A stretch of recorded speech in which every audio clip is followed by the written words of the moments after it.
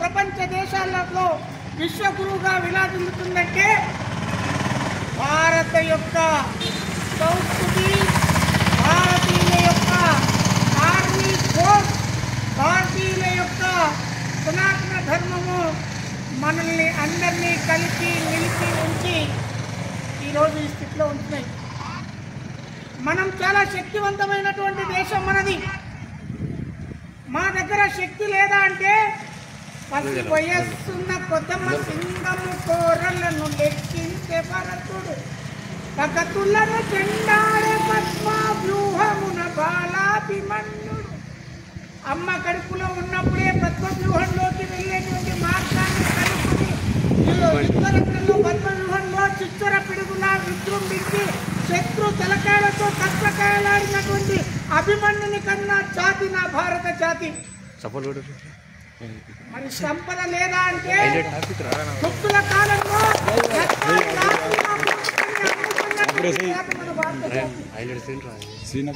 మరి ఎడ్యుకేషన్ లేదా అంటే నలంద, తక్షశిల లాంటి విశ్వవిద్యాలయాల్లో 1000 మంది ప్రొఫెసర్లు పనిచేసి ఈ దేశంలో కళామానికంగా శాస్త్రీయ పరిజ్ఞానాన్ని ఎదుర్కొన్నటువంటి దేశం.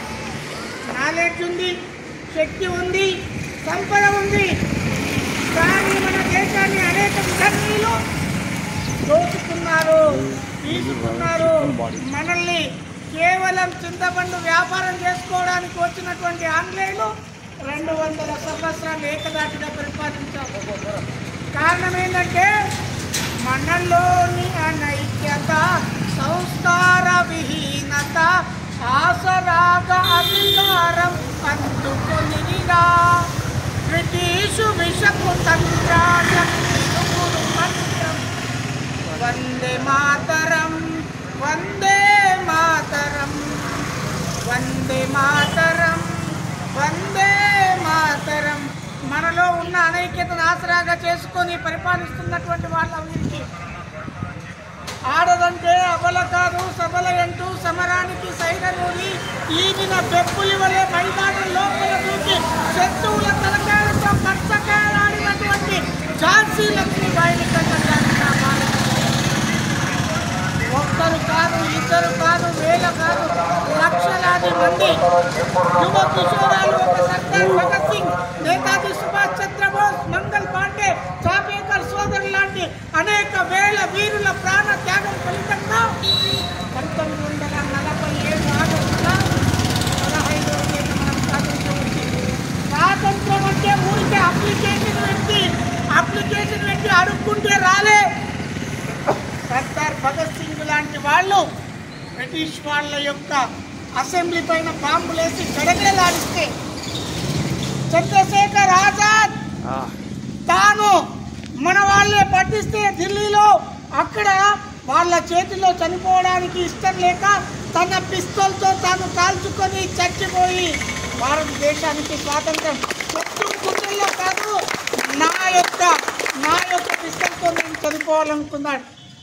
సర్దార్ భగత్ సింగ్ను ఉరి తీయాలన్నప్పుడు నీ ఆఖరి కోరిక ఏందని అడిగారు.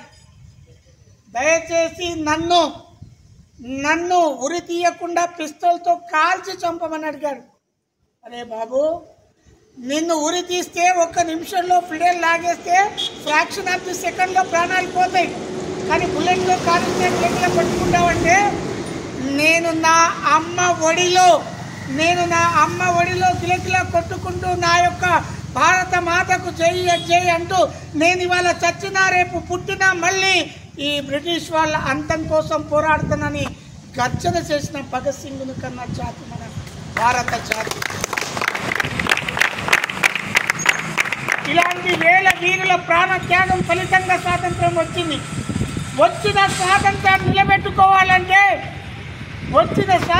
నిలబెట్టుకోవాలంటే దేశభక్తితో కూడినటువంటి ఇవాళ మిమ్మల్ని చూస్తుంటే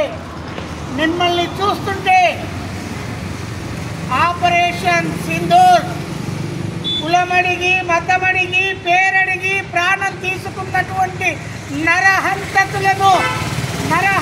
తీవ్రవాదులను ఒక శివంగిలా దూసుకుపోయినటువంటి మన యొక్క వీర జవాన్లు ఆపరేషన్ సింధూర్ పేరుతో పాకిస్తాన్లో 11 ఎయిర్ బేస్లు పగలగొట్టొచ్చాం. వాడేసినటువంటి క్షిపణి మన దేశంలో ఒక్క దగ్గర కూడా మనకు అటాక్ కాలేదు. కారణం మీ యొక్క శక్తి, మీ ముందు తరం ఆర్మీ ఫోర్స్.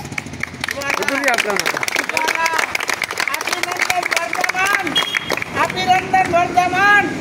మనకందరికీ తెలుసు, పాకిస్తాన్ గడకోసారి రాలేస్తుంటే నీ అవ్వ నువ్వు గడకోసారి రాలేస్తావురా అని చెప్పి వాళ్ళ ఇలాకలకు పోయి తెల్లారేసరికి ఆపరేషన్ కంప్లీట్ చేసుకుని వస్తున్న తరుణంలో పాకిస్తాన్లో పడిపోతే మన సీక్రెట్స్ చెప్పకుండా అవన్నీ నమిలిపెట్టి ఆ యొక్క సంపులో దూకాడు. ఆ రోజు ఉన్నటువంటి పాకిస్తాన్ వాళ్ళు మన యొక్క సైనికుడిని అంతం చేయాలని చూస్తే భారత నరేంద్ర మోడీ ప్రధానమంత్రి గారు దమ్మున్నోడు లీడర్ అయితే, దమ్మున్నోడి చేతిలో లీడర్షిప్ ఉంటే ఇవాళ అమెరికా కూడా ఇంతకుముందు పాకిస్తాన్తో పోటీపడి బిడ్డగల్లాగా అడుక్కుంటున్నటువంటి స్థితిలో అమెరికను కాస్కో బిడ్డని సవాల్ విసురుతున్న 66 ఇంచుల ఛాతీ కలిగిన దమ్మున్న నరేంద్ర మోడీ వాళ్ళకు ఫోన్ చేయలే, మావోని ఇచ్చిపెట్టమని అడగలే, ఏం చేయలేదు. ఆ రోజు రాత్రి పాకిస్తాన్కు కాలరాత్రి అని పాకిస్తాన్ విదేశాంగ శాఖ మంత్రి డైరీలో రాసిపెట్టారు. కేవలం భారత యొక్క క్షిపణులను అటువైపు మళ్ళీ ఉంచాడు. భారత యొక్క క్షిపణులను అటువైపు మలిపి ఉంచాడంతే. ఆ రోజు 24 అవర్స్లో మనం అడుక్కోకపోయినా అభినందన్ వర్ధమాన్ను మనకు తీసుకొచ్చారు. దమ్మున్నోడి చేతిలో పరిపాలన ఉంటే దేశం ఆ రకంగా సుభిక్షంగా ఉంటుంది. వారికి కూడా అజిత్ దోవల్ లాంటి వారు, ఆర్మీ సైన్యం కూడా ఏ మాత్రము జడుసుకోకుండా మొక్కవోని ధైర్యంతో ఆజ్ఞాపించిందే తడవుగా పనిచేస్తున్నారు. దానికంతా కూడా ఆర్మీని కాపాడుకోవాల్సినటువంటి అవసరం ఉంది, ఆర్మీలోకి వెళ్లాల్సినటువంటి అవసరం ఉంది. ఆర్మీలో పనిచేయడానికి సగర్వంగా తల ఎత్తుకొని ఈ దేశం కోసం, ఈ ధర్మం కోసం, ఈ సంస్కృతి కోసం, నా భారత మాత యొక్క యోగక్షేమాల కోసం పాకిస్తాన్ లాంటి నరహంతక టెర్రరిస్టులను నలుగురినైనా మట్టు పెడతానటువంటి సవాల్ స్వీకరించి యుద్ధరంగంలోకి మొన్న ఆపరేషన్ సింధూర్తో మనం చూసాం. ఒక సైనికుడు కాశ్మీర్లో రాత్రి అందరినీ మట్టు పెట్టి తాను తిరుగు ప్రయాణం పోతుంటే వెనక నుండి కాల్చి మన తెలుగు వాళ్ళని ఒకరిని కోల్పోయారు. కానీ ఏ రోజు కూడా మనోళ్ళు భయపడలేదు. ఆ స్థితిలో మీరందరూ కూడా ఈ దేశం కోసం, ఈ ధర్మం కోసం, ఈ సంస్కృతి కోసం నేను సైతం అనేటువంటి ఆ పటిమ, ఆ శక్తి, ఆ విజిగీషు ప్రవృత్తి, ఆ ధీరత్వం ఉంటేనే ఆర్మీలోకి పోవాలి. జీతం కోసం కాదు తమ్ముడు, జీతం కోసం కాదు.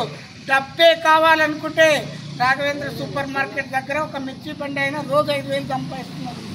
డబ్బు కావాలంటే అనేక మార్గాల్లో సంపాదించు. దేశం కోసం పని చేయాలనేటువంటిది అందరికీ రాదు. ఒక్కటే విషయం చెప్పి ముగిస్తాను. స్వాతంత్ర వీర సావర్కర్ వాళ్ళిద్దరు అన్నదమ్ములు, ఇద్దరిని కారాగార శిక్ష, యావజ్జీవ కారాగార శిక్ష విధించారు. 25 సంవత్సరాలు యావజ్జీవ కారాగార శిక్ష అంటే మన రాజకీయ నాయకులను జైల్లో పెట్టి, ఫోన్ పెట్టి, బిర్యానీ పెట్టినట్టు ఉండదు. అప్పుడు చాలా కఠినమైన కారాగార శిక్ష. వాళ్ళ వదిన మరిదికి లేఖ రాసింది, ఏమయ్యా నువ్వు పోయినావు, మీ అన్నయ్య పోయిండు, మరి ఇంటి పరిస్థితి ఏంటంటే ప్రకృతిలో అనేక చెట్లు పుష్పిస్తాయి, కొన్ని పుష్పాలు మాత్రమే భగవంతుని సన్నిధిలోకి చేరుతాయి, కొన్ని పుష్పాలు మాత్రమే భారతమాత ఒడిలోకి చేరుతాయి. ఆ పుష్పాలుగా మన కుటుంబానికి అవకాశం వచ్చింది, గర్వపడాలి అని చెప్పినటువంటి స్వాతంత్ర వీర సావర్కర్ను కన్న జాతి నా భారతదేశం. అది జీవితం అంటే, అది పని అంటే, అది ఉద్యోగం అంటే, అది త్యాగం అంటే. ఆ రకమైనటువంటి భావనను ఉనికి పుచ్చుకొని మీరందరూ కూడా ఆర్మీలో సెలెక్ట్ అయ్యి ఈ భారతమాత సేవలో సునీతులు అవుతారని కోరుకుంటూ అవకాశం ఇచ్చినటువంటి సురేష్, ఆర్మీ కమాండర్, ఉదయ్ కిరణ్, మిగతా టీం వాళ్ళందరూ ఈ యొక్క 79వ స్వాతంత్ర దినోత్సవ శుభాకాంక్షలు